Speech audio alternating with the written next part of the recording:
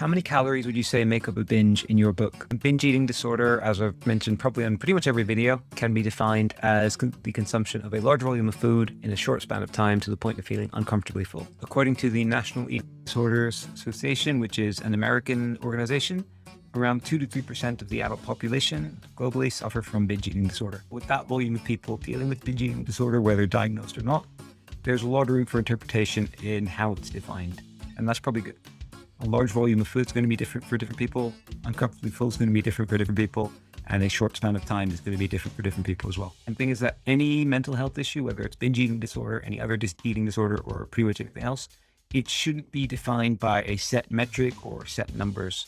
It's something that's deeply personal and, very much depends on you, your experiences, and you as an individual. So I guess the short answer is that you can't really define a binge by a number of calories in most cases.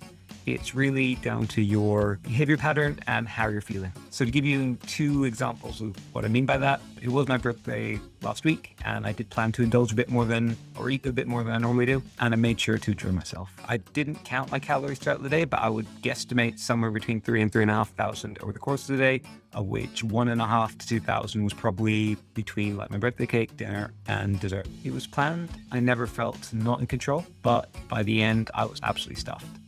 I wouldn't say I was uncomfortably full, but I did have a lot to eat that day. On the flip side, the week before my birthday, I was quite stressed and I was really busy and I was working a lot and I did binge a couple of times. I think one evening in particular, I had 4 protein bars in a row in the space of 10 minutes. And when you add that up, it's, I say, and I use air quotations, but it's only 800 or so calories. And my calories for the day overall were probably less than what I had on my birthday. They definitely were less than what I had on my birthday, but that behavior pattern was very different. It was that complete lack of control. It was that emotional response. And that's kind of what really indicated that was a binge for me. I did manage to stop myself after the 4th protein bar, but you could see that behavior pattern. I was looking, but I couldn't find any specific stats on generally how many calories people have when they binge. For me, in my own history of binge eating, I'd say the biggest binge I've ever had would have probably been somewhere between 3,500 and 4,000 calories.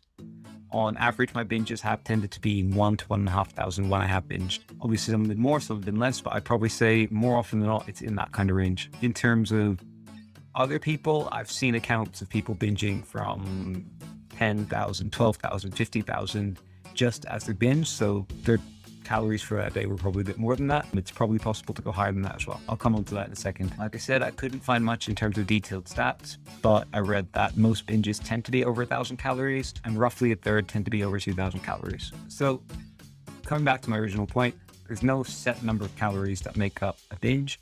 It's very much down to how you're acting, how you're feeling, and it's a deeply personal thing. Referring to some of the numbers I mentioned, if your calories are lower than that or your binges are smaller than that, it doesn't make your experience with binge eating disorder any less valid.